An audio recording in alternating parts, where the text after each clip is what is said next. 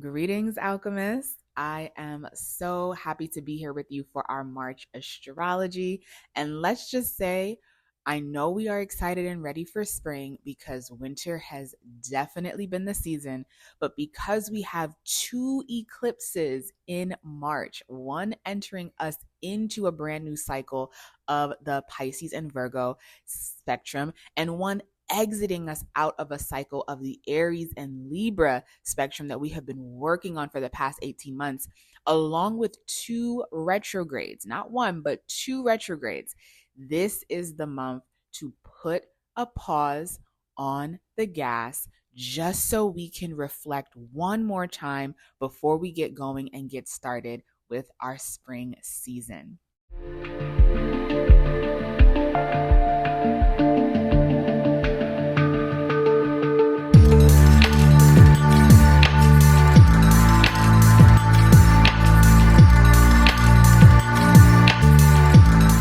Greetings, everyone. Welcome back to my channel, Hidden Alchemy by Sade.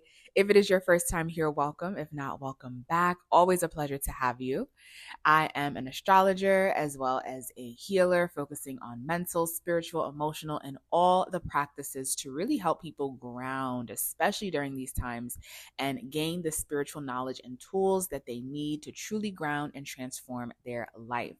So, for today, we are diving into the March astrology. And as much as I'm excited about entering into spring, I am definitely going to be taking heed of this energy of March because we have so many things shifting and changing. And of course, so many things that are getting ready to evolve and spring into action. So, starting us off, we have on March 2nd, Venus is going retrograde in the sign of Aries. So, we've had Venus in the sign of Aries for all of February. So, with Venus going retrograde, it's time to reevaluate our self worth. When we had Venus in the sign of Aries in February, we probably felt more of a need to move and act on things pertaining to our relationship to self, our relationship to others, and any unresolved issues pertaining to love or old connections that we might have been holding on to, or old connections that we might need to have forgiven and let go. Especially with Venus going retrograde, it's like, hey, you're still holding on to this grudge. You're still holding on to this dream or idea about a person that might not be true anymore. And it's okay and it's safe for us to let it go. Now, the thing is, when we had Venus in the sign of Aries, we also had Mars retrograde in the sign of Cancer. So there might have been this tug of war of knowing that we need to act, but we still can't because Mars is not fully in its energetic movement of an energy, right? Mars likes to act, it likes to move. So with it retrograde and with it being retrograde for as long as it was, we really didn't have the momentum, but we knew that something needed to be done. So now that we have Venus going retrograde and Mars is direct, we can actually take the necessary action on themes pertaining to self-love, authenticity, and most importantly, our finances. If there's anywhere where you have felt like you have lost control of your ability to make the money you've wanted to make or take leadership in fields pertaining to work, this Venus retrograde in Aries is really going to be a great time for you to reevaluate where your personal power actually lies and where you have the potential to attract the financial opportunities to you that are in alignment, because Venus is all about attraction. Now, following this Venus retrograde in Aries on the 3rd, Mercury enters Aries. Now, this is going to be important because Mercury will station retrograde in the sign of Aries this month. So, whatever themes come up for you from the 3rd to about the 15th, 16th, they are going to come back into focus. So, my theme with Mercury in Aries is think before you speak. Mercury is the sign of communication, it's the sign of information, it's the sign of connecting the dots. And when we put it in a fiery element like Aries, we sometimes can miss a point because we're so quick on trying to get to the end goal, get to our destination, that we actually forget a step. And because Mercury is going retrograde in the middle of this month, the beautiful thing about that is, well, you'll get a chance to re-go over that step that you missed. Now, having the sign Mercury and Venus both in the sign of Aries, both going retrograde, is really the signs of communication and the signs of relationship and business. So this will be a theme for the month of March and the month of April of reevaluating how we are communicating with ourselves, how we are communicating with others. If there's things that we want to get off our chest that we finally have the courage to say, but how are we holding space for people? Do we feel the need to say it with a fiery intent, or can we have the intention of being bold, but also being compassionate with how we hold people's hearts around us? So communication and relationships will be a major, major theme pertaining to the self and others for this month of March and April. Now, moving along, March 14th, we have a lunar eclipse in Virgo. And this is the first eclipse that we're having in the sign of Virgo in this Pisces Virgo aspect. And me being a Virgo stellium, I have felt the shift and the change of the Virgo energy from when the South Node went into Virgo back in January. And what I can honestly say about this lunar eclipse in Virgo, from what I'm feeling so far, it's the fact that old habits die hard. When we are working with Virgo, we're working with our routines, we're working with rituals, we're working with discipline, we're working with the ways that we like to organize, manage, and micromanage our time. Because this is a South Node eclipse happening in Pisces season. So the sun is in Pisces, letting us know that, hey, we need to focus our attention on Piscean things, or wherever you have Pisces in your chart.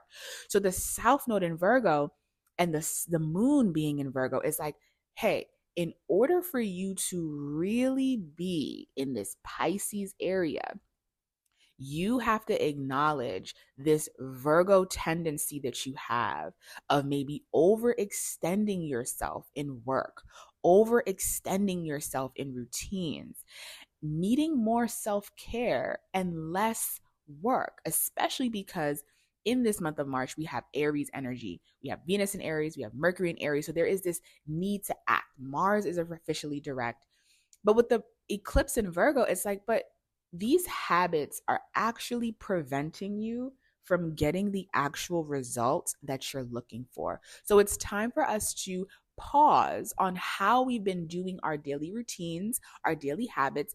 Doesn't mean that we're not going to do it, but maybe it's time to do it in a different way. So be on the lookout for, as soon as we get into the month of March, we're already going to be feeling the eclipse energy. So start to be on the lookout of what are some ways that you are moving in your day to day that really are not sitting well with you anymore and will need to be changed, especially as we move into spring. Now, following our lunar eclipse in Virgo, we have on the 15th, Mercury going retrograde in the sign of Aries, and it will go retrograde back a little bit into Pisces. Both Venus and Mercury are going to go a little bit back into the beginning stages of the ending of Pisces energy. So really having to bring a focus, like I stated before, on both your finances, your relationships, and communication and information that you might have missed that is going to affect the way that you can proceed forward in a situation. This transit is encouraging the collective to slow down on the ways that we message and slow down on how we assert ourselves. And I can honestly say, with Mercury going retrograde, Venus already retrograde in the sign of Aries, it's a time to check in on your intuition, check in on your gut. And instead of thinking that you need to move impulsively on gut actions, take a moment to meditate on those gut actions first, and then take action on what you are feeling instinctively needs to be addressed, needs to be removed, right? Because Aries is also dealing with conflict. So if there's something that needs to be removed, let's remove it. But let's take a gentler approach in terms of our business, our relationships, our finances, and just the way that we deal with conflict resolution within ourselves. Now, on the 17th, we have the sun conjuncting the North Node. This is a beautiful time because this is officially another reminder after this eclipse in Virgo that it is okay to lead with compassion. It is okay to further our spiritual growth, to further our creativity, to further the things that make us feel good on an emotional level, on a spiritual level, and most importantly, in our relationships.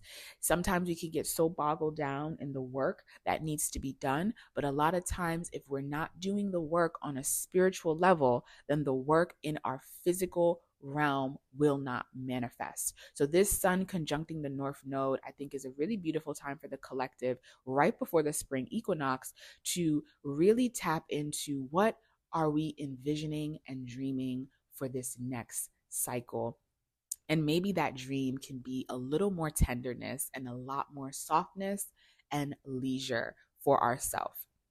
After the 17th, on the 20th, we have the sun entering Aries, which officially brings us into the spring equinox, a bold new beginning. But this bold new beginning is going to have a pause because we have Mercury and Venus in retrograde in Aries. So even though the sun is shedding light on a bold new beginning that needs to take shape, because we have retrograde energy in the sign of Aries, we're not going to be able to take the impulsive action that we want, but instead we're going to need to get a little bit more practical about what is brewing underneath the surface of where we want to take this next cycle, where we want to take this next step.